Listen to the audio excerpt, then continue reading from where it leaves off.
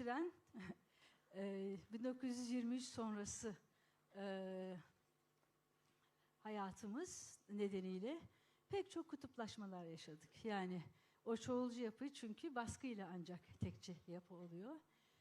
İşte bunlardan biri diyelim ki Türkçülük, Türk milliyetçiliği çok önemli. Tabii sadece Türkiye'nin içindeki bazı gelişmelerle ilgili değil, Avrupa'ya baktığımızda da 1922 yılında başlayan İtalya'da, daha sonra da Almanya'da başlayan nasyonal sosyalizm ve neredeyse ırkçılık rüzgarları elbette ki Türkiye'yi de etkilemiştir ve bugün bizde ırkçılık yoktur dememize rağmen ama biliyoruz ki kafa taslarının ölçüldüğünü bile biliyoruz. İnsanların mezarlarından kafa taslarının çıkartılıp ölçüldüğü ve Türklerin beyaz ırka mensup olduğu bilimsel bir gerçek olarak ifade ediliyordu. Yani bu böyle bir hem içerideki hem dışarıdaki rüzgarlar bizi buraya da göndermiştir.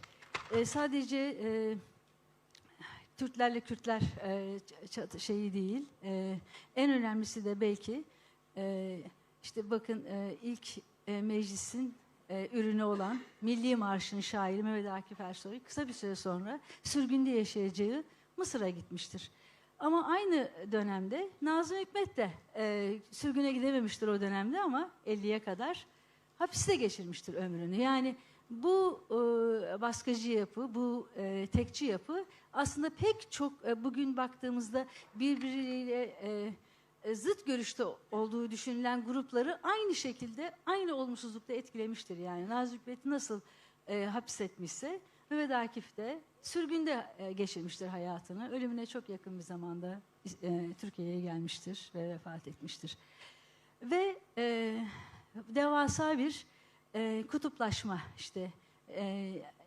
laiklik ve irtica yanlıları gibi veya laiklik ve laiklik karşıtları gibi başka bir kutuplaşma bize hediye etmiştir bu. Ve bu nedenle de benim de içinde olduğum başörtülü kadınların en temel hakları, eğitim, çalışma, siyaset hayatları bu nedenle yani laiklik anlayışına dayanarak, laiklik ilkesine dayanarak yanlış bir şekilde ihlal edilmiştir. Ve bugün nereye geldik? Yani çok utanç verici ve çok üzücü aslında. Hepinizin haberi olmuştur. Bir belediye meclis üyesi, gencecik bir kız. Yani benim burada ifade edemeyeceğim kötülükteki kötülükleri Kemalistlerin yaptığını söylüyor. Hem de bir grup olarak. Ve hatta yanlış bir şekilde Kemalistler ve sol diye anlatıyor. Yani ben sadece uyuşturucu tacirleri diyebilirim en hafif olduğu için. Diğer suçlamaları gerçekten ben burada söyleyemem. Yani böyle neredeyse 25-30 civarında olumsuz özellik saymış ve bir gruba hamletmiş. Yani kimliğe Kemalistler, uyuşturucu tacirleri Kemalistler solu destekler diye. Yani bu bir meclis üyesi bir şekilde cezalandırılmıştır ama önemli olan bunu rahatlıkla söyleyebilecek zihni ortam önemli ve bizim buraya bakmamız gerekiyor. Yani bu kadar gencecik bir insanı bu ifadeleri kullanmaya sevk eden zemin nasıldır diyerek buna bakmamız gerekiyor. Evet, çok zamanımı da aşmak istemiyorum. Yani kutuplaşmalara geldik, Türk milliyetçiliğine geldik. Ve buradan çıkış belki bütün bu mağdur olmuş, Cumhuriyet'in ilk yüzyılında bütün bu tekçi politikaların mağdur olmuş, bütün kesimlerin bunları fark etmeleri ve başka bir alanda insan hakları ve adalet gibi asgari müşterekte birleşebileceği bir yolda yeniden bir hayat nizamı kurabilir miyiz? Buna demokratikleşme diyoruz, onu yapabiliriz. Bir başka kutuplaşmayı da şunu örnek vermek istiyorum. Çünkü bu sürekli gündemimize geliyor. O ilk dönem 50'ye kadar olan Kemalist ekibin karşısında bütün tabii ki olumsuzluklar da o döneme ve sadece Cumhuriyet Halk Partisi'ne hamledilmekte. Halbuki Demokrat Parti'de Cumhuriyet Halk Partisi içinden çıkan bir parti rahatsızlık veren pek çok hususları aslında Demokrat Partili milletvekilleri de onaylamıştır. En muhafazakar kesim için en önemli hususlardan biri Arapça ezanın yasaklanmasıydı. O Arapça ezanın yasaklandığı parlamentoda Demokrat Parti'nin önde gelen isimleri Celal Bayar, Adnan Menderes milletvekiliydiler ve onayladılar, itiraz etmediler. Yani bugün fakat bütün bu kötü anılar Cumhuriyet Halk Partisi'ne hamledilirken güzel hususlarda işte Demokrat Parti ve işte AK Parti'de kendisini ona dayandırıyor. Buna dayandıran yeni bir kutuplaşma, yani muhafazakar kesim ve Kemalist kesim zıtlaşmasında görüyoruz ve bu bizi hareket etmemizi engelliyor. Adalet ve insan hakları temelinde bir araya gelmesini de etkiliyor. Bu tür kimliklerden çıkamadığımız için. Evet, ben şimdi zannedersem zamanımı çok aştım. Panelistlere söz vermek istiyorum. Bekir Ağırdır ilk konuşmacımız. Bekir Ağırdır'ı bilirsiniz. Kendisi ODTÜ işletme mezunu ama hem özel şirkette hem de araştırma şirketlerinde genel müdürlüğü yapmış. Bence Tarih Vakfı'nın genel müdürü olduğunu hatırlatmak isterim. Ben kendisini KONDA'nın 2005-2022 yılları arasında genel müdürlüğünü yaptığı KONDA şirketinde çalışırken tanımıştım. İki önemli kitabı var. Çok şey anlatıyor aslında başlıkları itibariyle de. Bir tane hikayesini arayan gelecek ve diğeri de bize yeni bir söz lazım. Buyurun. Efendim teşekkür ediyorum. Bir kere bu ortam, bu konuşma fırsatı için de teşekkür ediyorum. Benim için birazcık nostaljik bir şey oldu. Çünkü ben 89 yılından beri bu meselelerle ilgili böyle toplantılara katılıyorum ve o heyetteki arkadaşlarımın hemen tümüyle galiba en azından ondan fazla toplantıda bir arada olmuşuzdur. Biz tabii şöyle bir kuşaktan geliyoruz. Hani işte süt kovasına kurbağa düşmüş de birisi boğulmaya razı olmuş, öbürü boğulmamış, çırpınmaya devam etmiş. Çırpındıkça tereyağı olmuş, tereyağından da kurtulmuş. Biz bu masala inanan kuşağız. Onun için de böyle işte çırpınmaya devam ediyoruz. Ama hayat tabii bizim çırpınmamızı beklemiyor. Onun için ben öyle 100 yıl önceden değil, 10 yıl sonradan ve bugünden konuşmak istiyorum. İki, aktörlerden değil, biraz da sosyolojiden, toplumun duyguları halinden konuşmak istiyorum her şeyden önce. Bir kere birinci söyleyeceğim şey kutuplaşma meselesinde bile, yani dünyada da Türkiye'de de başka bir şey oluyor. Yani tabii ki bize hani Gülten Hanım da sabahki açılış konuşmasında değindi ama özgün olan bir durum var. 12 bin yıllık insanlık tarihinde ekonomik sistemlerin, siyasal sistemin, yasal çerçevenin, her türlü örgüt veya yaşam biçiminin, ilişki biçiminin aynı anda krizde olduğu bir şeyi yaşıyor insanlık. Bu insanlık tarihinde bir kez de 18. yüzyılda olmuş ve yüzyıl savaşları denen savaşlar, işte o kanlı laikliğe giden katliam geceleri vesaireden sonra feodal dönemden ya da tarım toplumundan sanayi toplumuna ya da ulus devlet dediğimiz, kentli dediğimiz, endüstriyel üretim dediğimiz bugün bildiğimiz nizam oluşmuş. Bugün bu nizamın bütün unsurları krizde. Aynı anda krizde. Bir de üstüne üstlük Türkiye'nin kendine özgü işte ama iliği yanlış ilik dediğimiz için ama başka sebeplerle ama sadece geçmişten değil, sadece şu 10 yılda ya da sadece Gezi'den beri ya da sadece 2017'den beri bilerek isteyerek yaşatıldıklarımız var. Dolayısıyla bu hikayenin içinden bakmamız lazım. O nedenle benim en sonunda da ulaşacağım ve sizlere söylemeye çalışacağım temel tezimi baştan söyleyeyim. Meselemiz şu anda yanlış iliklenen düğmeyi düzeltmekten ötedir. Bugünün Türkiye insanına, Türküyle, Kürdüyle bu nizamı, iliklerini düzeltseniz bile ne ruhuna, ne bedenine, ne bu gömlek yetmiyor. Onun için bir yeni gömlek konuşmamız lazım. O yüzden sadece birinci ilikte takılı kalırsa zihnimiz, işte kurbağa hikayesini onun için söyledim, tartışmaya devam ederiz. Ve bunun bir parçası da örneğin ne olur benim kusuruma bakmayın ama hepimiz kuşaktaşız. Hani 86 milyonluk ülkeyi yönetmeye talibiz. 1,6 trilyon dolarlık gayri safi milli hasıla diyor hükümet doğruysa. 785 bin kilometre kare ama biz bir panelde bile 2,5 saat gecikerek başlıyoruz. Onun için bir kere meseleyi birazcık daha geçmişten, gelecekten ve gerçekten zihnimizi toptan değiştirmeye hazır olarak tartışmalıyız diye bir kanaatim var dostlar. Kusuruma bakmayın ne olur. Şimdi ikincisi ben buradan baktığım için de sadece Türkiye'nin Kürt meselesi değil, tabii ki bir Kürt meselemiz var. Ve tabii ki bu ülkenin en yakıcı sorunlarından birisi. Ama mesela bu sorunu bile o kadar siyasi bir yerden konuşmaya hepimiz alıştık ki, ben geçenlerde başka bir vesileyle TÜİK'in sayılarından illerdeki hane başı gelir sayılarına bakıyordum ve bir haritaya ulaştım.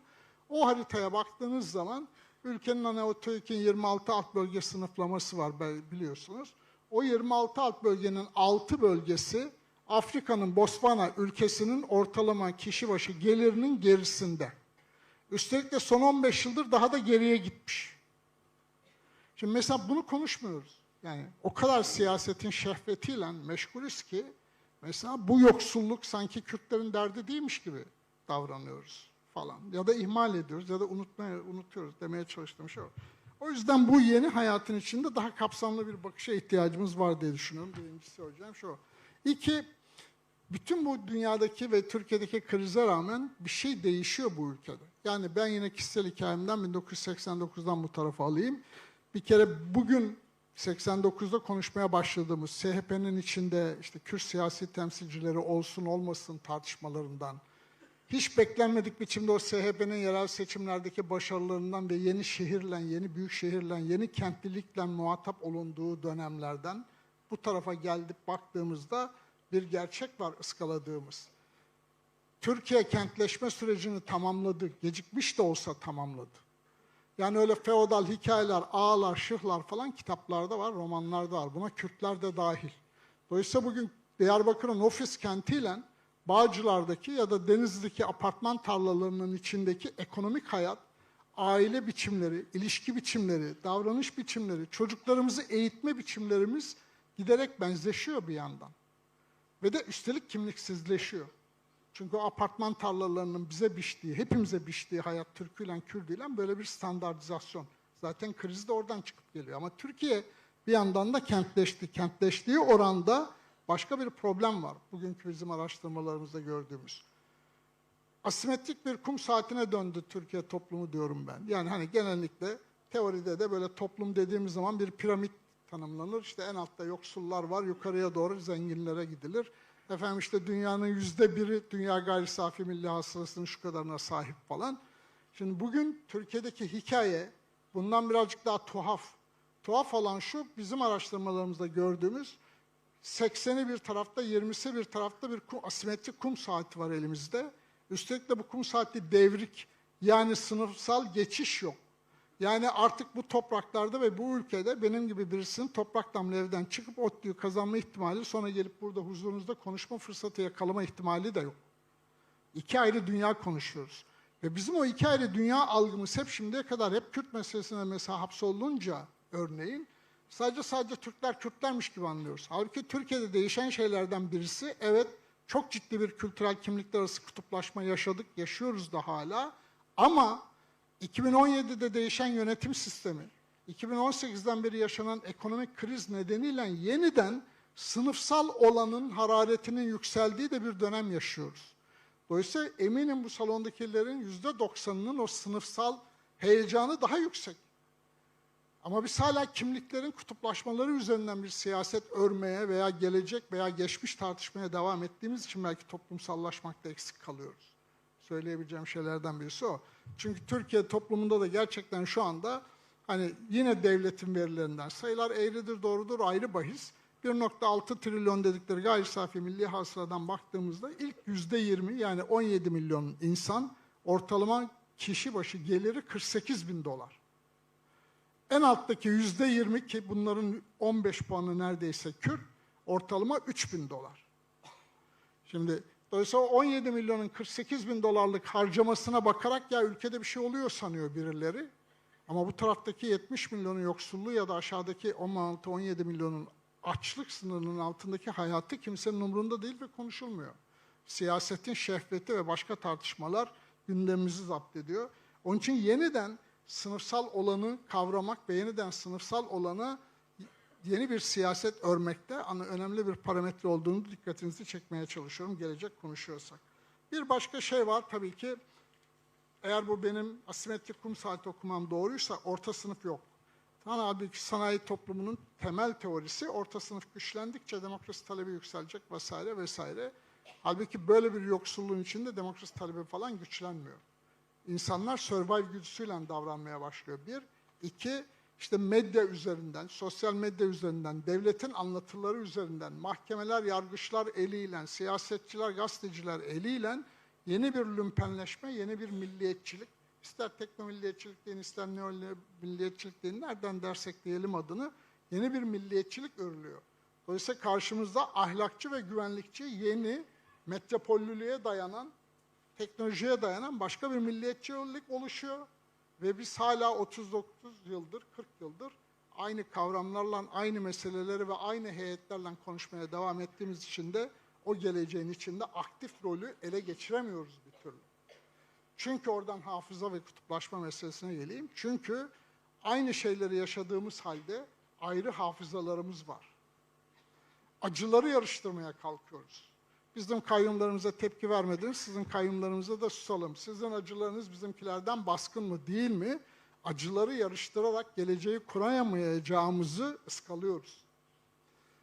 Birbirimizin acılarını yarıştırarak değil, birbirimizin geleceğine ve ortak hayatı konuşmamız lazım. Bu ülkenin bugünkü meselesi bence 1. yüzyılında nasıl bir devlet tartışmasıydı ve devlet de kendince, kendi gücüyle ve hakim kültürel, sınıfsal yapısıyla bir tanım getirdi.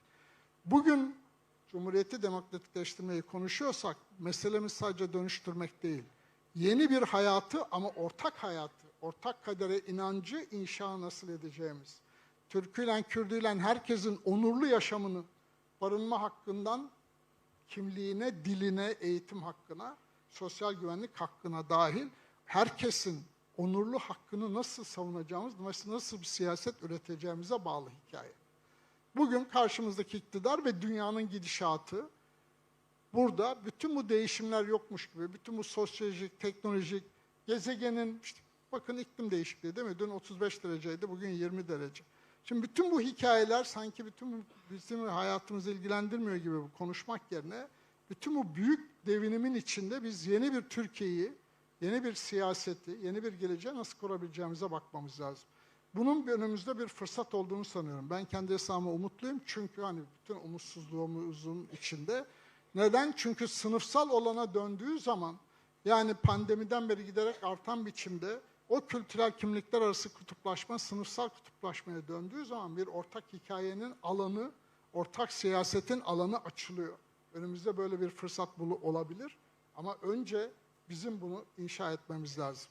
Çünkü Türkiye'deki problemlerimizden birisi bu yeni kentleşme biçimi, bu yeni konut biçimi, bütün bu yaşadığımız tarih, bütün bu ayrı hafızalar, ayrı anlatılar.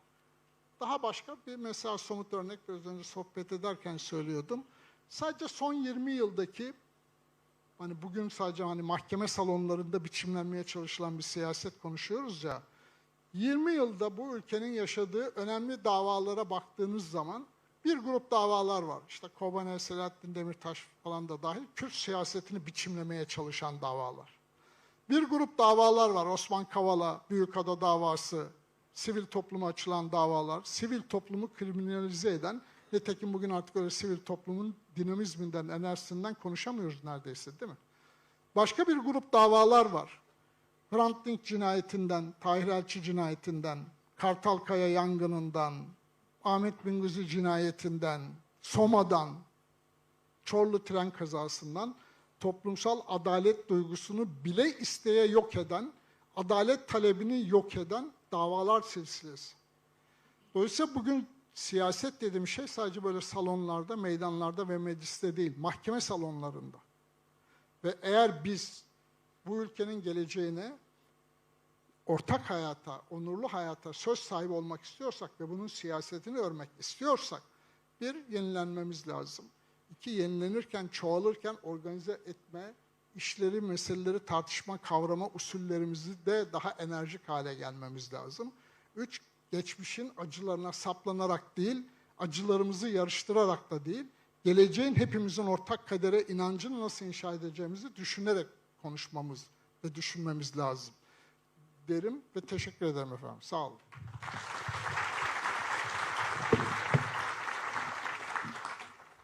Çok teşekkür ederim. Zaman için de çok teşekkür ederim. Tam 2 dakikanız kaldı diyecektim. Harika. Çok iyi bir... Evet, tamam. Çok güzel. Şimdi ikinci konuşmacımız Ferhat Kenter. Ekşi Sözlüğün tanımını ödünç alarak söylemek istiyorum. Herkesi görmeye çalışan, kimseyi incitmemek için incelikli bir çaba harcayan bir sosyoloğumuz. Bekir Bey gibi ODTÜ işletme mezunu. Ankara Siyasal'da yüksek lisansını yaptı. Paris'te de doktorasını yaptı. İslami hareketler, aydınlar, etnik cemaat, modernleşme, aydınlar gibi alanlarda çalışmasını yapıyor. Kitabı yine bir başka arkadaşla Ayhan Kaya'yla Eurotürkler, Türkiye ile Avrupa Birliği arasında Köprü mü Engel mi diye bir kitabı var. Yine başka bir arkadaşıyla, 2 arkadaşıyla yaptığı başka bir kitap hazırlamış olduğu, yazmış olduğu. Milletin bölünmez bütünlüğü, demokratikleşme sürecinde parçalayan milliyetçilikler. Kendi kitabı da ehlileşememek, düzleşmemek ve direnmek. Buyurun, söz sizde.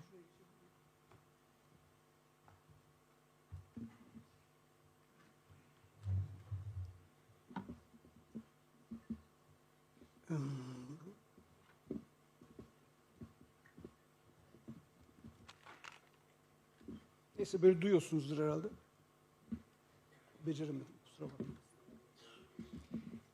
Notlarımın arasında kaybolmamak için buraya geçtim, kusura bakmayın. Orada oturmak daha iyiydi ama burada daha düzenli olur diye düşündüm.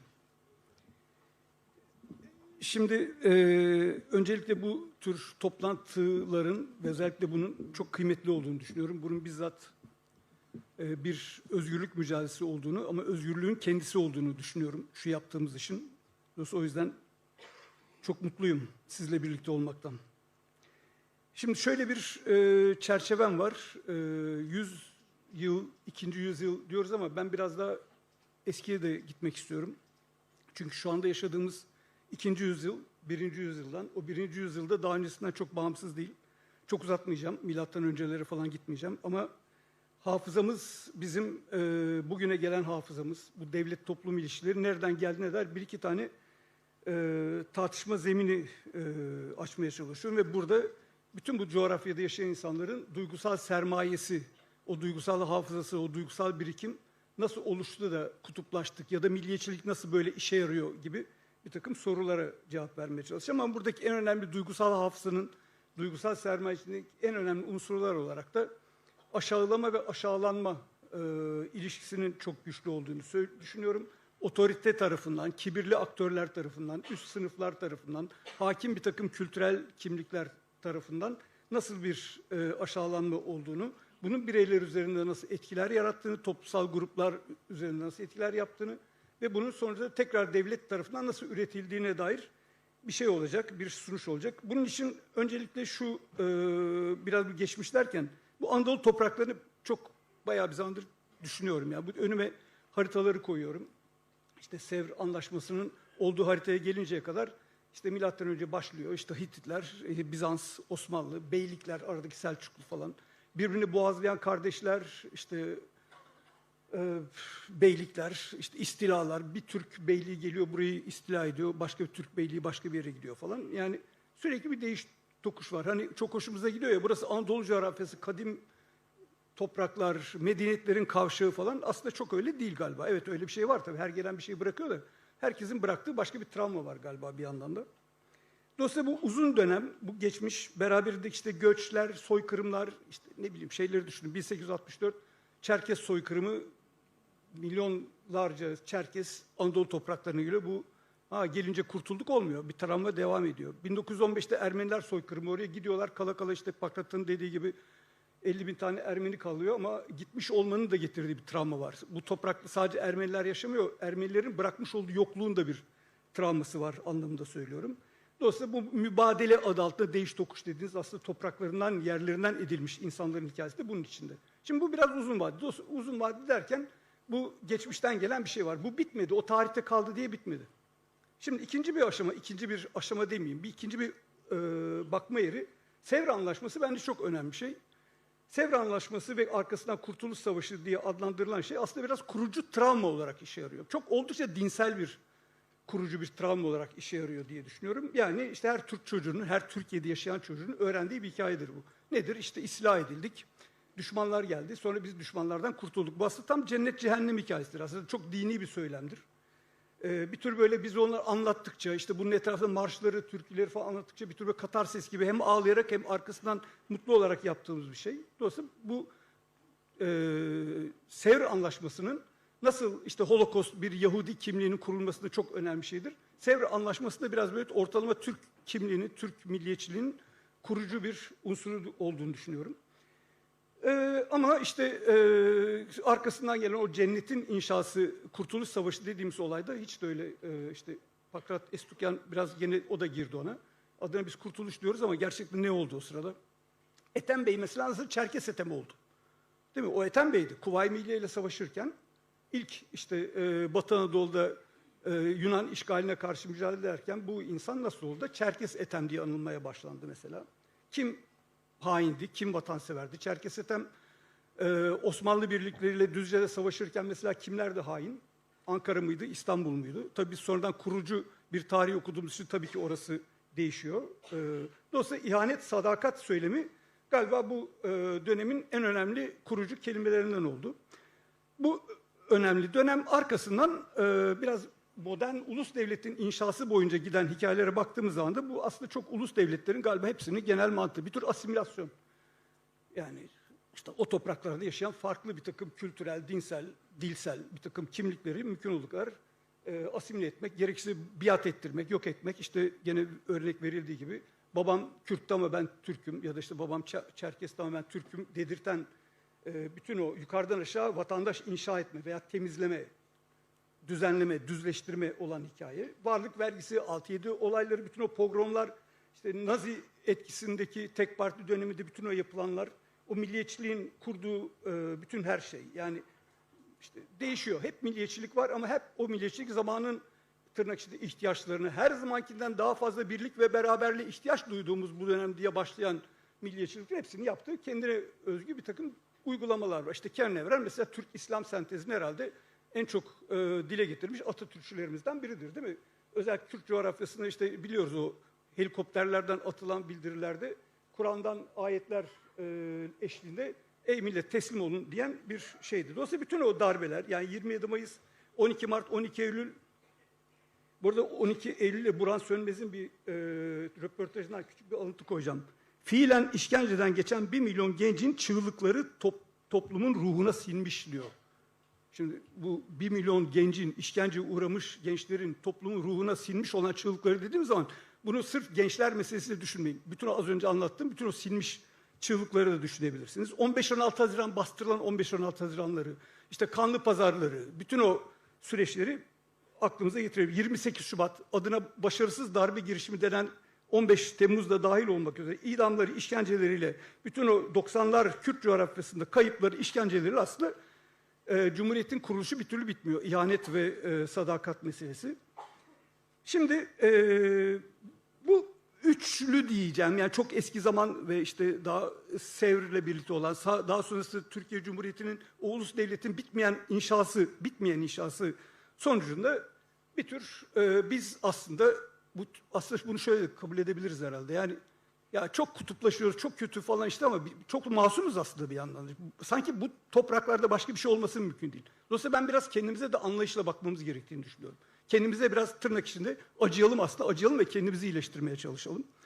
Yani bütün bu travmatize olmuş bireyler, bütün bu korku, güvensizlik, içe kapanma, cemaatleşme, kutuplaşma zinciri ve döngüsü sonuçta bir tür varlık ve yokluk mücadelesi haline geliyor. Yani var olmak için ne yapmam lazım? Başkaları benim için her zaman bir korku unsuru. Dolayısıyla bütün bu travmatik cemaatleşmenin yaratmış olduğu aslında bir travmatik devlet. Travmatik devlet bitmiyor. Bitmeyen bir dille yeniden örülüyor. Bunun sanki bu travmalar tamam bu travma olduysa arkadan ne oldu dediğimiz zaman orada üçlü bir okuma yapılabilir gibi geliyor. Burada işte Albert Hirschman diye bir sosyal bilimcinin modelini biraz kullanarak söyleyeceğim onu. Yani işte örgütlenirsiniz, yan yana gelirsiniz, ses çıkaracağız, parti kuracağız, örgüt kuracağız falan itiraz edersiniz. İşte yani bu çok normal bir şeydir değil mi? Ama kafasınızı ezerler birileri. Dolayısıyla her zaman risk olabilir. Siyasetin kendisinde bu olduğu için bunu yaparsın. Bu özgürlüktür sonuçta. İtiraz ediyorum. Başka türlü olmak istiyorum diyorsunuz. Bir yöntem bu. Ses çıkarıyorsunuz. Burası bir ses çıkarma yeri mesela işte. Kabul etmiyoruz kardeşim. Biz başka bir şey istiyoruz diyoruz değil mi hep beraber burada.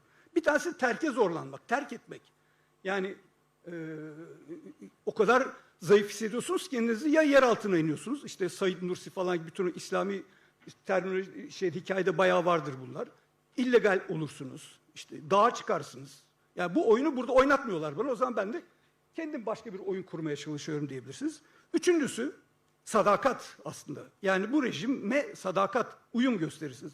Ve en ilginç olanlardan biri de bu. Sanki Türkiye Cumhuriyeti toprakları, Anadolu toprakları sadakatin en fazla zarar bıraktığı topraklar olduğunu düşünüyorum. Yani şu, hayatta kalmak için uyum sağlıyorsunuz. Bütün o işin uzun zamanları düşünün. Hititler, Osmanlılar, Bizanslar, Kurtuluş Savaşı, Anzavur birlikleri, işte Ethem'in savaştığı, işte Hamidiyeler, korucular vesaire falan bir şeyler düşünün. Bir sürü uyum sağlayan insan niye yapıyorlar bunlar? Hayatta kalmak için yapıyorlar. Hayatta kalmak için yaparken hizalanıyorlar. Efendiye hizalanıyorlar. Efendiymiş gibi oluyorlar. Efendinin sözünü tekrar ediyorlar. Dolayısıyla bu ya, çok olmasın değil mi diyoruz ama olmasının neden olduğunun anlayabileceğimiz bir travmatik geçmiş var.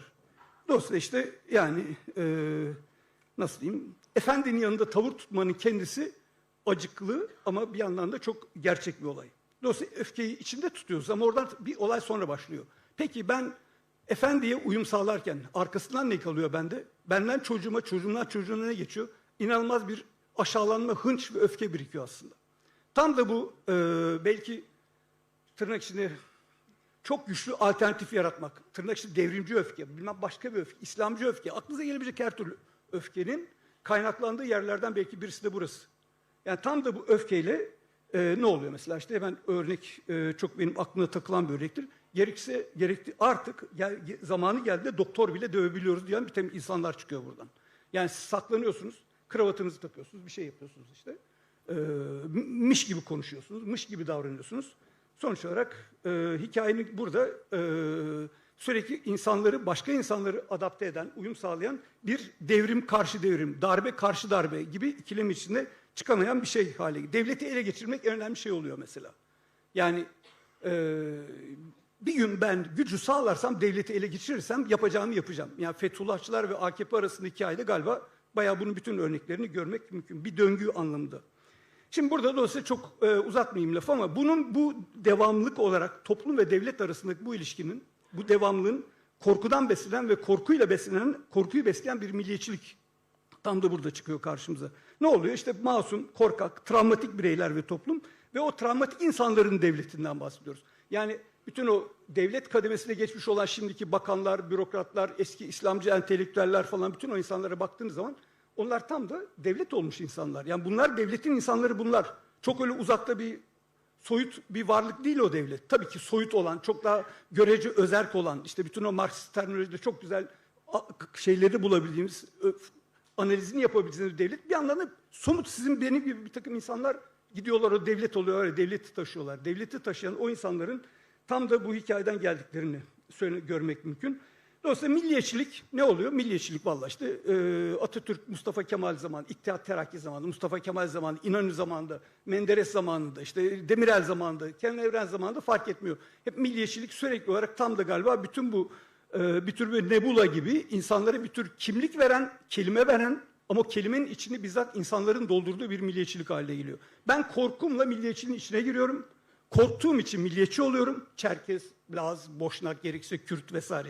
Ya da İzmirli, Erzurumlu, laik, seküler veya dindar.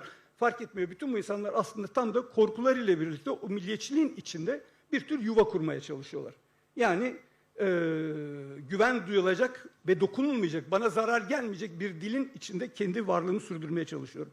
Dolayısıyla burada o işte bütün o biriken duygusal hafızanın içinde bir duygusal sermayenin, az önce söylemiş olduğum bir daha altını çizeyim, aşağılanma ve aşağılama ikilemi veya döngüsü, hüsran, öfke, nefret, hınç ve intikam galiba en önemli unsurlardan birisi oluyor. Bu da o yüzden tam da bugün bu konferansın en önemli noktasına bana göre işaret ediyor. 24 yıldır mı biz bunu yaşıyoruz yoksa 103 yıldır mı yaşıyoruz? Çok fazla fark etmiyor aslında. Bu bir bütünlüğün içinde bizim tek tek yaşadığımız şey. Dolayısıyla tek tek insanlar, Mustafa Kemal, Atatürk, işte Erdoğan falan meselesi değil aslında.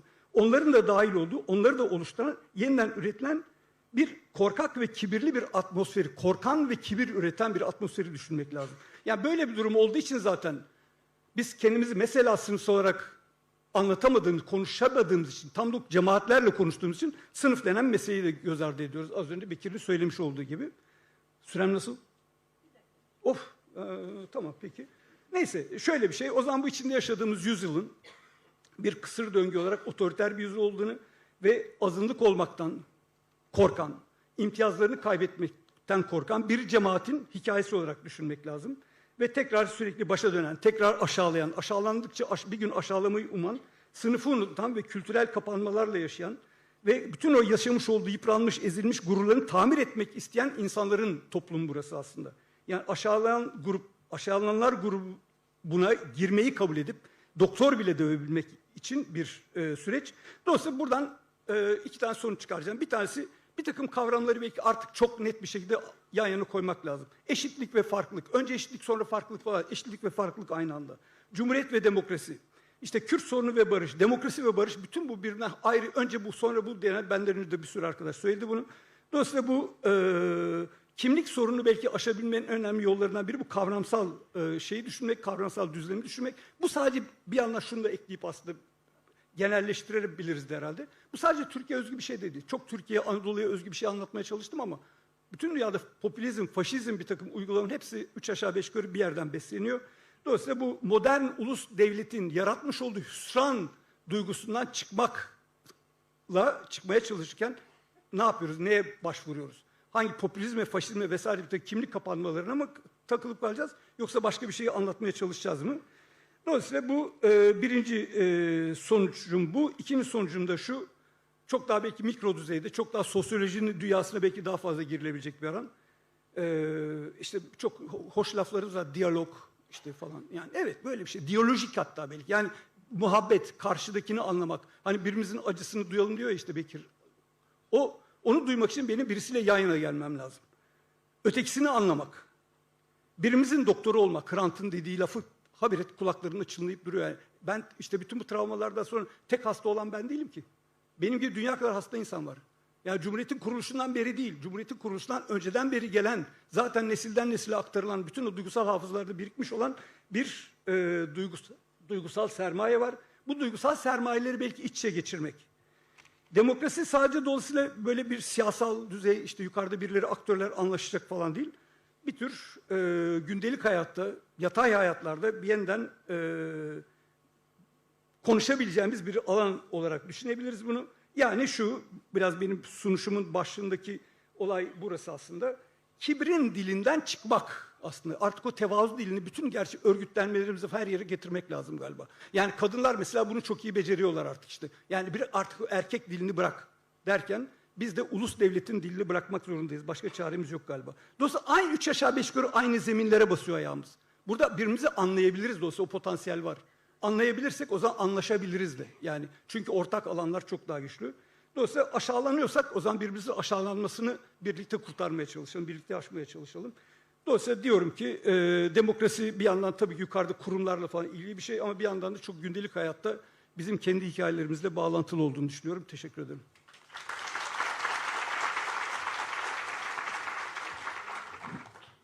Teşekkür ederim. Birkaç dakikalık gecikme oldu. Benim kusurum olarak kabul edelim. Moderasyonun kusuru. Evet, şimdi Naomi Levi Aksu Hanım'a vereceğim sözü. Kendisi Osmanlı tarihçisi. Boğaziçi Üniversitesi'nde görev yaptı. Barış Akademisyeni olduğu için YÖK tarafından görevinden çektirildi. 2 kitabı var. Genç Türkler ve Osmanlı İmparatorluğu. En azından benim bildiğim 2 kitabı, daha fazla olabilir. Bu konuda iddiam yok. Genç Türkler ve Osmanlı İmparatorluğu. Diğeri de Osmanlı İstanbul'unda Asayiş. Evet, söz sizin Naomi Hanım.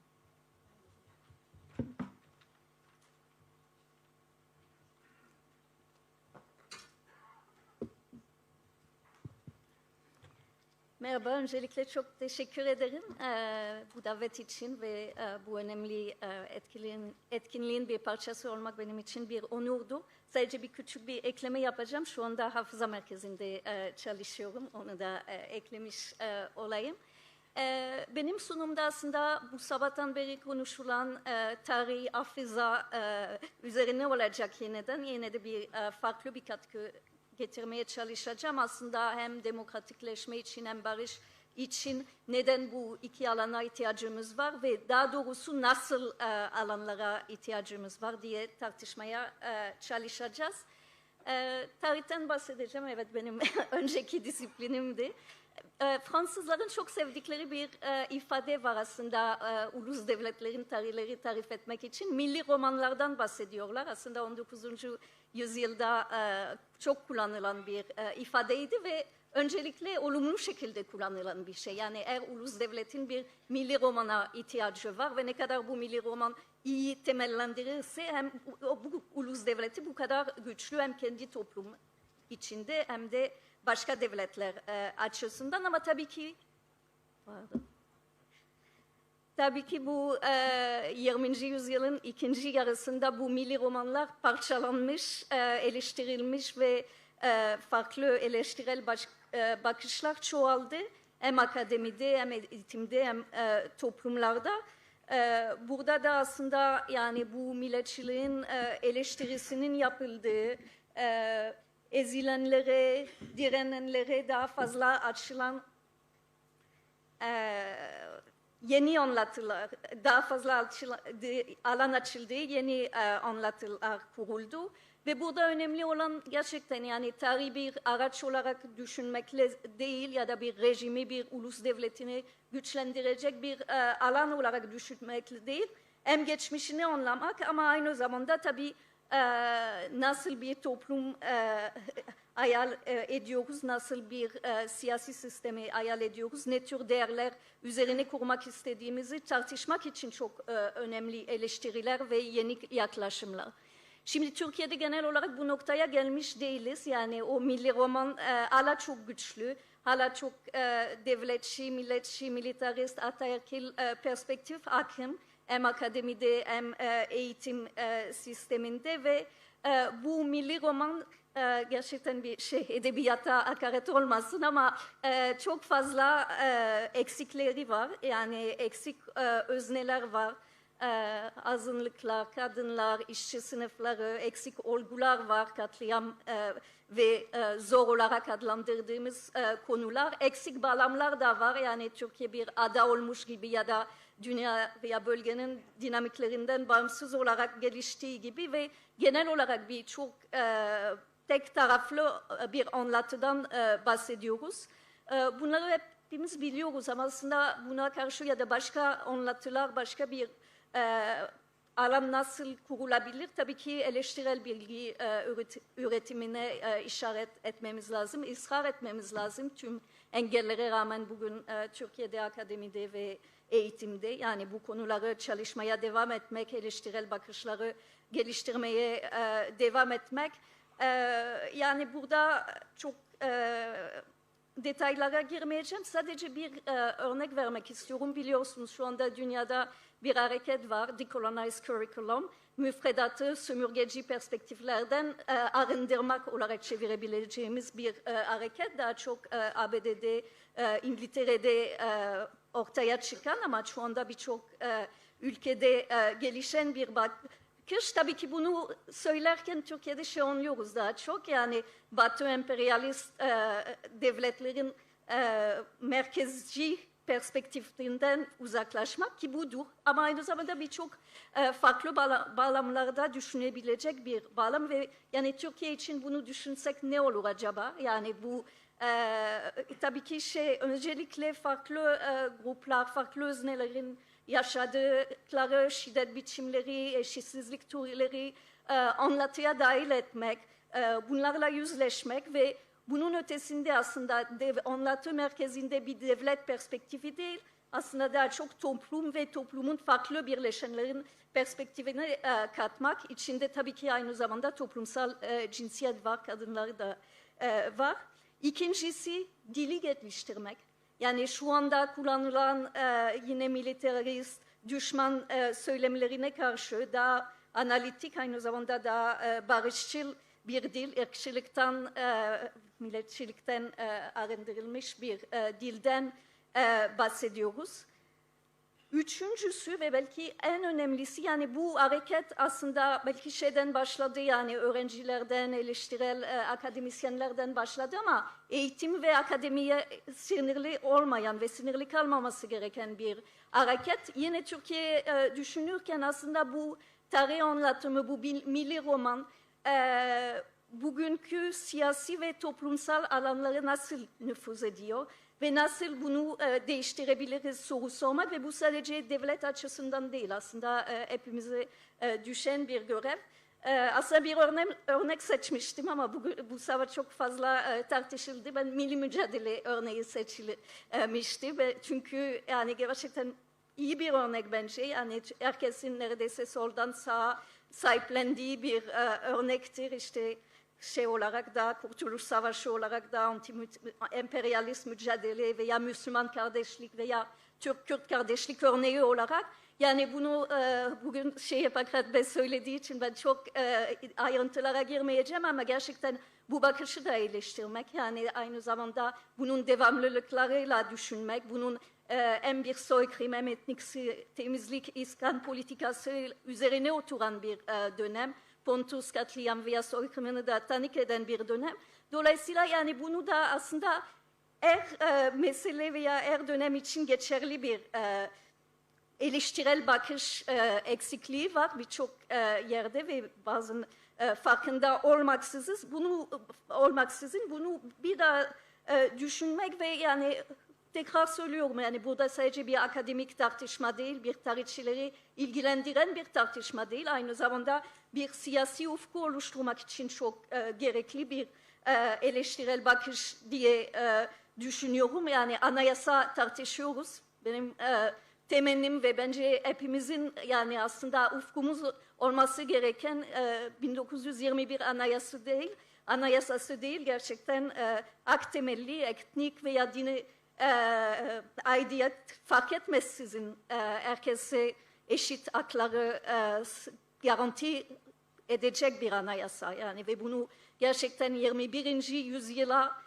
uygun şekilde veya bugün yaşadığımız toplumun yapılarına ve gelişmelerine uygun şekilde hayal edebilmek. Şimdi tarih için burada bırakıyorum. Bir hafızayla ilgili de bir şey söyleyeceğim. Tabii Türkiye'de bu son 10, 20, belki 30 yıllarda hafıza çalışmaları çok gelişti. Belki tarih alanı devletin arka bahçesi olarak görüldüğü için de bu kadar gelişti ama aynı zamanda bir dünya eğilimi de öyle ve yani bir çok konu, yani resmi tarih anlatısının bahsetmediği konuları, yani hafıza çalışmaları bir şekilde incelemeye çalıştı, dile getirmeye çalıştı. Hakikat arayışı, adalet arayışı kapsamında da bu konular değerlendirilmeye başladı. Örnek vermeyeceğim burada, yani ayrıntılı örnek ama gerek farklı topluluklar, kadınlar, LGBT'ler, Aleviler, Ermeniler, işçi sınıfları, yani çok fazla öznelerin aslında ya kendi hafızasını ya da başkaları tarafından aslında bunların deneyimleri, hafızalarını, acılarını ortaya çıkaran çok değerli çalışmalara yol açtı bu eğilim. Şimdi bunun önemini önemsememiz lazım. Yani hem sivil alanı genişleten ve yani 2015-16'dan beri biraz bir daralma olmasına rağmen aslında bu çalışmalar gelişmeye devam ediyor. Dolayısıyla sivil alanın gelişmesi için, demokratikleşmesi için çok değerli bir katkı. Aynı zamanda onarıcı adalet, dönüştürücü adalet perspektifini de düşünmek için çok değerli katkılar. Tam bu işlevi görüyor, şu andaki Türkiye tam görmüyor. Tabii ki bence iki önemli engel var ve burada bitireceğim. Birincisi tabii ne kadar ses getirebiliriz, kimlere ulaşabiliriz? Yani şu anda hafıza çalışmalarının eğitimde, akademide ama aynı zamanda medyada çok az yer alıyor. Kamu alanda da görünür değil, yani olamıyor.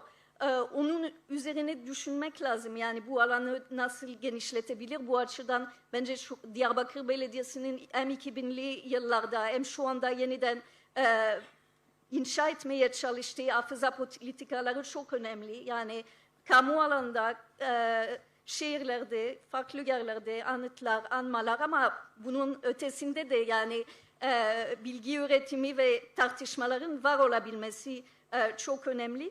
İkincisi ve buna değinildi önce, bitireceğim burada. Bu hafıza çalışmaları ve aslında bu tarih çalışmaları da demokrasiye ve barışa katkı olmak için bunları daha fazla bağlantılı düşünmemiz lazım. Yani doğal olarak herkes daha çok kendi hafızasına, kendi topluluğa veya ailesine ilgileniyor ama biraz daha bu başlığımdaki ötekiler biraz hep bizden herkesi olabiliyor. Yani buna karşı çabalamak lazım. Yani bu herkesin derdi kendine yeter veya bize ne şeklinde. Yani düşmanlıktan bile korkmuyorum. Gerçekten bu bağlantılar eşitsizlikler arası, acılar arasında bağlantılar kurabilmek ama aynı zamanda sosyal yapıları, tarif edilen kültürel miraslarıyla arasında da çok bağlantılar var. Bu bağlantıları kurmak hem analitik anlamda ama hem empati anlamında tek anlatıya indirgemek için değil ama aslında birbirine konuşan, hatta bazen birbiriyle çatışan anlatıların var olabildiği bir siyasi ve toplumsal alanı için çabalamamız lazım diye düşünüyorum ve yani bana göre gerçekten demokratik dönüşüm veya barış derken bu da önceliklerinden biri. Teşekkür ederim.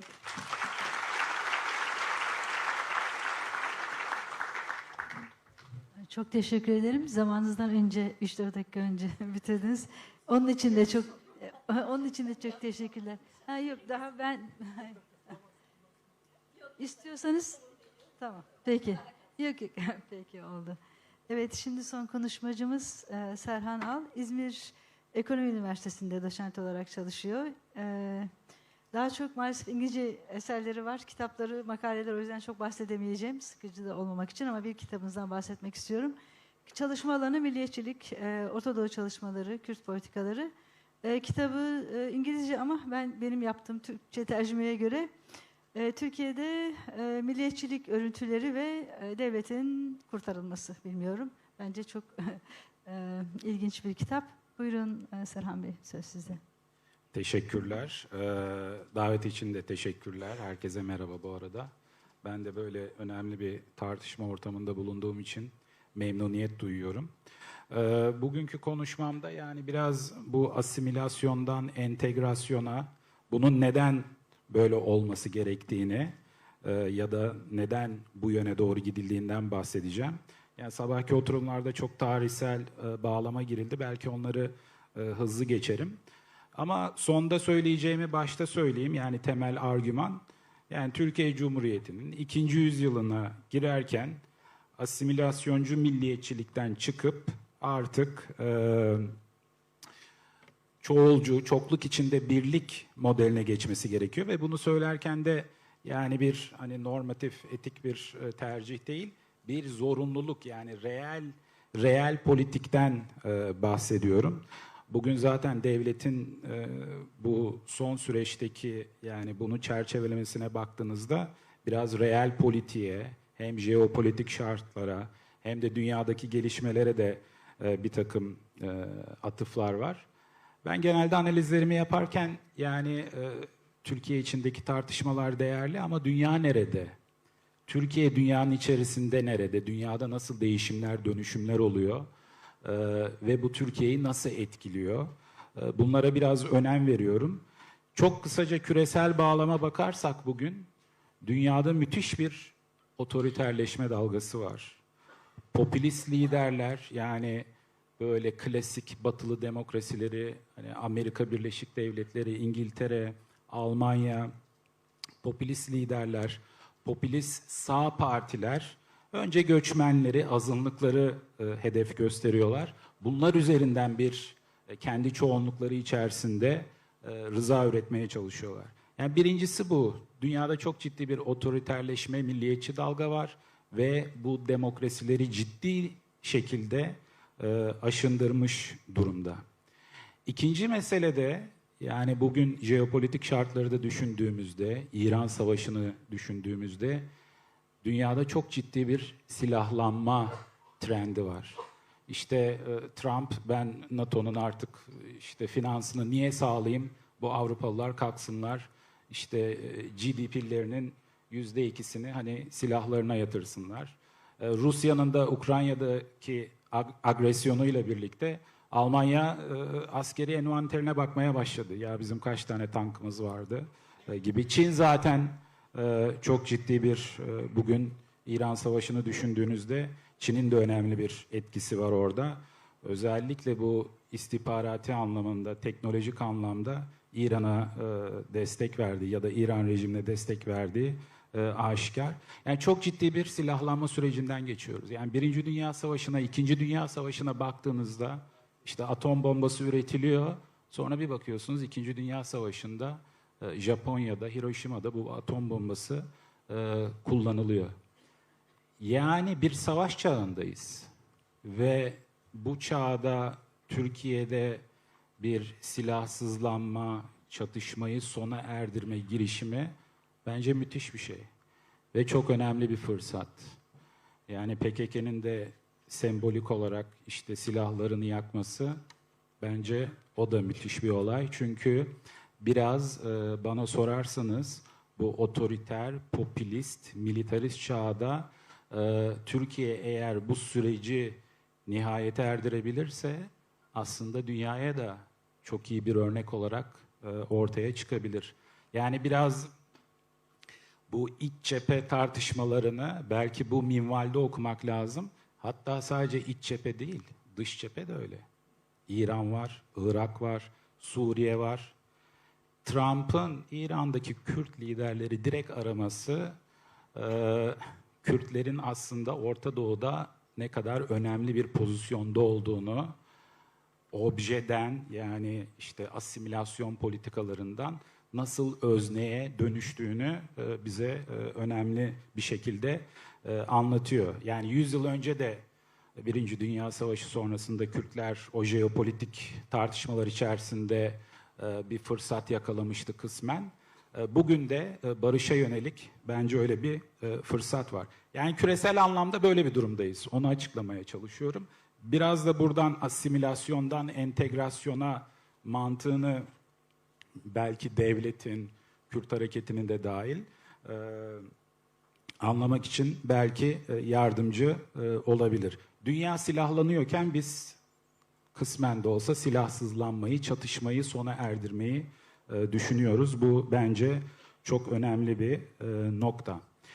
Şimdi biraz yani bu ulusal kimlik sunumun başlığında da ulusal kimlik olduğu için hani kısaca ondan bahsedeyim. Yani şu 200 yıllık bir genel hatlarıyla baktığınızda Türkiye ya da Osmanlı Türkiye geleneğine baktığınızda devlet halen bir kimlik arayışı içerisinde. Bir türlü kimliğine oturtamamış. Asimilasyon yapıyor, olmuyor, etnik temizlik oluyor, olmuyor. Yani bir türlü devlet ontolojik güvenliğini sağlayamamış. Yani 200 yıllık zamana baktığınızda 3 büyük dönüşümden yani kısmen 2,5 da diyebiliriz.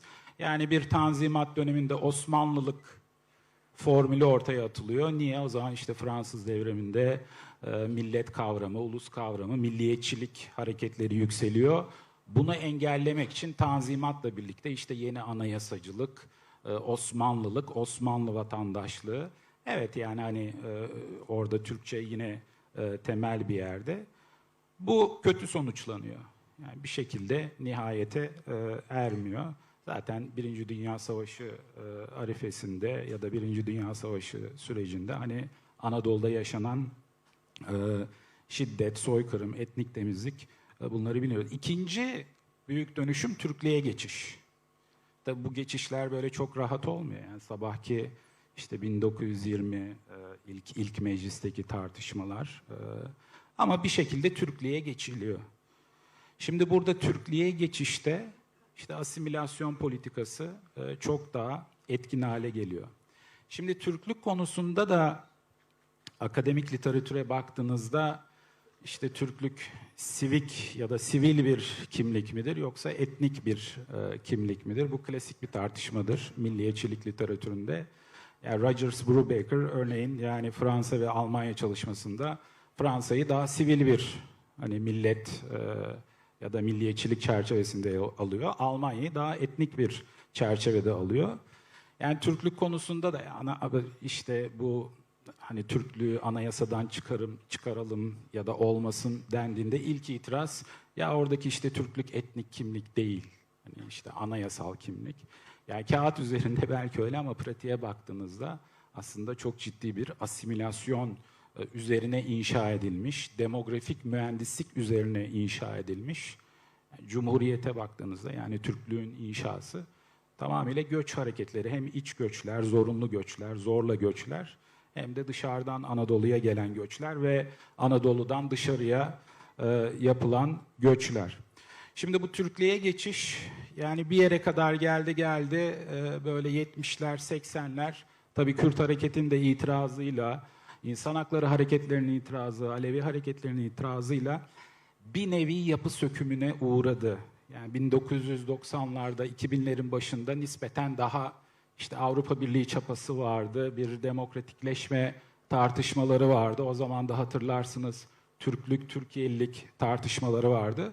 O kamusal alanda bir takım demokratik tartışmalar oldu ve bir şekilde hani Türklüğün kısmen de olsa bir yapı sökümü oldu. Ben buna biraz kısıtlı çok kültürlülüğe geçiş olarak görüyorum.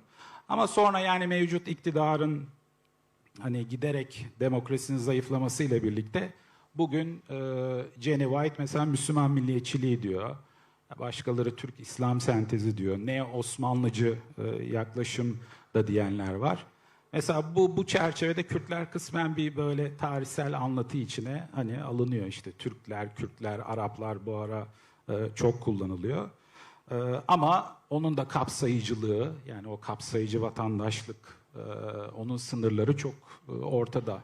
Aleviler var, seküler kitleler var, yaşam tarzı olarak farklı tercihleri olan insanlar var. O potaya girmiyor. Yani şunu söylemeye çalışıyorum. 200 yıldır bir kimlik arayışı var. Ve bu kimlik arayışı devlette ciddi bir ontolojik güvensizliğe sebep olmuş. Travmaları var. İşte militarist background'u var. O yüzden Kürtler hep güvenlikleştirilmiş. Yani Kürtler devletin bekasına tehdit.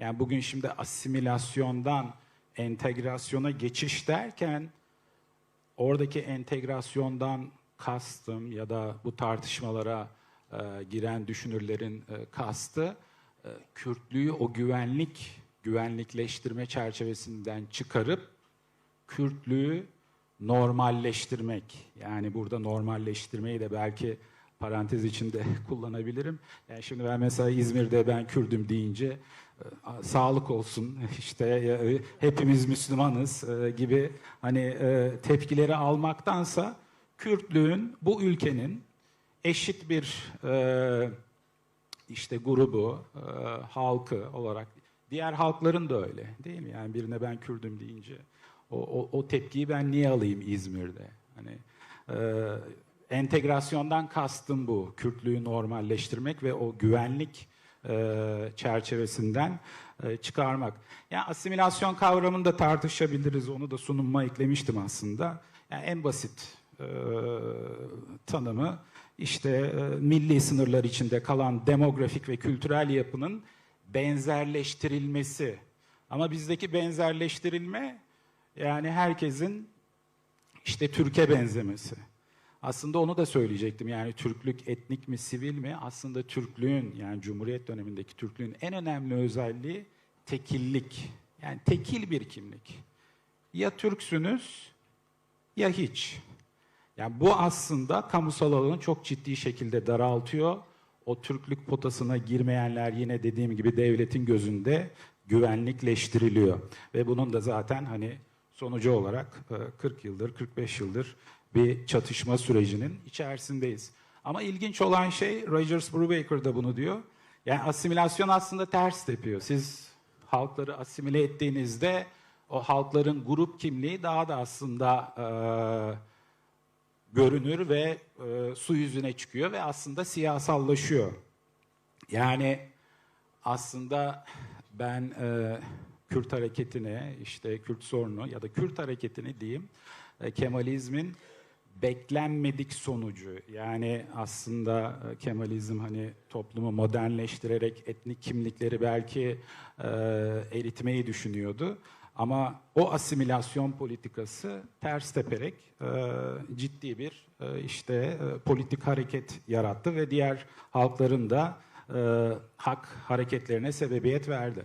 Yani asimilasyonun araçlarına baktığımızda Türkiye'de kısaca sabah da çok bahsedildi. En önemli şey dil kampanyaları değil mi? Yani vatandaş Türkçe konuş kampanyaları 1930'larda kamusal alandaki Kürtçeyi, Arapçayı bir nevi ortadan kaldırdı.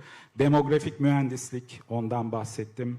Yani en önemli örneklerinden biri işte 1934 İskan Kanunu değil mi? O zaman baktığımızda devletin araçlarına teedip yani terbiye, tenkil, sürme, temsil, asimilasyon o zamanki anlamıyla ve temdin, uygarlaştırma. Tabii buradaki uygarlaştırma daha çok Türkleşme anlamına geliyor. Bir şey daha söylemek istiyorum. Şimdi bu etnik sivil kimlik meselesi, yani ne kadar siz ulus devlet çerçevesi içerisinde liberal ve evrenselci bir anayasada yapsanız, bunu Fransa için de konuşuyorlar. Bunu söyleyen de Kanadalı siyaset felsefecisi Will Kimlicka. O diyor ki ulus devlet doğası gereği hakim olan toplumun dilini, hafızasını, tarihini kamusal alanda tutar, kamusal alanda ön plana çıkarır. Yani siz istediğiniz kadar Fransız tipi sivil, vatandaşlık, sivil anayasacılık yapın. Bu işte Fransız olmanın o hakim değerleri neyse onu ister istemez ön plana çıkaracaktır. Yani aslında Will Kimlicka sivil millet, sivil ulus kavramını da eleştiriyor. Yani onun da bir asimilasyoncu perspektifi. Yani bugün Fransa örneğinde bunu tartışabilirsiniz. Bugün Fransa bir türlü İslam dinini, ki kendi Magreb'den gelen göçmenler ya da Fransa'da doğanlar bir türlü oturtamıyor. Yani o Fransız kimliğini, işte Marine Le Pen'in ortaya çıkışı değil mi? Yani Avrupa Birliği kimliğini bile bir türlü hani içselleştiremiyor. O açıdan bunun panzehri entegrasyon. Yani entegrasyonun da en basit tanımı tanınma. Farklılıkları tanıyacaksın. Farklı dilleri, farklı kültürleri, farklı yaşam tarzlarını ve bunu anayasal güvence altına alacaksın. Yani bu farklı ülkelerin hani yapısına bakıp farklı çözümler üretilebilir. Yani böyle tek bir çözümden bahsetmek de doğru olmaz. Yani çok dilli bir kamusal alan, tanınma ve temsil siyasetinin olması ve entegrasyon yurttaş merkezlidir. Yani ama asimilasyon devlet merkezlidir. Yani topluma o ulusal kimliği yaratırken. Tabii yani 70'lerde 80'lerde Birleşmiş Milletler'in aldığı birçok sözleşme, karar var. Bu asimilasyonu ciddi şekilde zayıflattı. Ama dediğim gibi bugün dünyadaki otoriter milliyetçi dalgayı hani düşünürsek tekrar o yöne doğru ötekileştirici, dışlayıcı o yöne doğru bir durum var dünyada ve özellikle Batı demokrasilerinde. O açıdan Türkiye'nin hani bugün içinden geçtiği süreç aslında çok önemli bir fırsat. Yani o açıdan dedim hani belki dünyaya da örnek olabilecek bir fırsat. Şimdi burada son olarak şimdi ilginç bir şekilde bu süreç başladıktan sonra ya da ne zaman devlet hani Kürtlerle hadi oturalım bir diyalog, bir çözüm konuşalım deyince bazı kesimler, yani özellikle ben bakıyorum, ben de hani Amerika'da doktoramı yaptım. Dünyanın en iyi üniversitelerinde okumuş akademisyenler, yani Türkiye'li Türk akademisyenler çok bilinçli, çok literatüre hakim. hemen bir Lübnanlaşma, Iraklaşma, işte toplumu etnik kimliklere, etnik cemaatlere bölme şeyini ortaya atıyorlar, argümanını. Bu beni çok rahatsız ediyor açıkçası. Yani hani bilmeyen biri olsa, ne bileyim okumayan biri olsa dersiniz ki ya işte hani böyle kodlamış, böyle anlatıyor.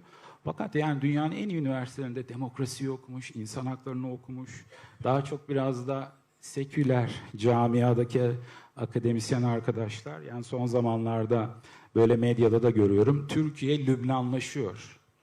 Yani niye Lübnanlaşsın Türkiye? Yani oradaki kasıt şu, işte Lübnan'da biliyorsunuz mezhepsel bir, Lübnan'da 1975-90 arası bir iç savaş yaşamış. İşte Cumhurbaşkanı Maruni Hristiyan olacak, Başbakan Sünni olacak, Meclis Başkanı Şii olacak. Yani Irak'ta da öyledir. İşte başkan Kürt olmalı, işte başbakan Şii olmalı falan. Tabii Irak'ta federatif bir yapı da var. Ben bunu çok yanlış buluyorum. Yani niye İspanya'ya bakmıyoruz, niye Belçika'ya bakmıyoruz? Uzağa gitmeyin, Bulgaristan'a bakın. Yani Bulgaristan'da Türklerin asimilasyonunu eleştirirken bugün Bulgaristan anayasasına bakın. Bir şekilde o azınlık dilini, yani kısmen de olsa, hani bir İspanya değil, tabii ki Kanada değil ya da Belçika değil ama bir şekilde işte Bulgarca öğrenmelisin diyor, şart, ama kendi dilinde öğrenebilirsin diyor. Devlet bunun yollarını açacaktır. Yani ideal değil belki ama yani buradaki komşudaki Bulgaristan'da bile Türklüğün asimilasyonuna karşı ciddi reformlar yapılmış. Yani o açıdan bu Lübnanlaşma eleştirisini buraya gelmeden bir haftadır aklımdaydı. Hani bunu dile getirmek istiyordum. Bu da çok yanlış bir karşılaştırma. Yani sonuç olarak Kürtlüğü normalleştirmek, Kürtlüğü güvenlik paradigmasından çıkarıp bu toplumun, bu ülkenin, bu coğrafyanın bir öznesi haline getirmek, egemenliği paylaşmak, işte kaynakları paylaşmak, kamusal alanda bir arada yaşamak, Kürtlüğü normalleştirmekten kastım bu. Ve bu sene bence bu Ahmetspor'un Süper Lig'e çıkması büyük bir fırsat. Yani bunu konuşuyorduk arada hocalarla. Hem de kısmen risk. Yani şimdi Ahmetspor Trabzon'a gidecek, İzmir'e gelecek, işte Anadolu'daki diğer şehirlere gidecek. Yani Ahmetspor'a yaklaşım, içinden geçtiğimiz sürecin, işte barışın toplumsallaşması yönündeki o en iyi, işte İngilizce'de litmus test diyorlar, en iyi test olacak gibi umuyorum. Pozitif sonuçlar alırız. Teşekkürler beni dinlediğiniz için.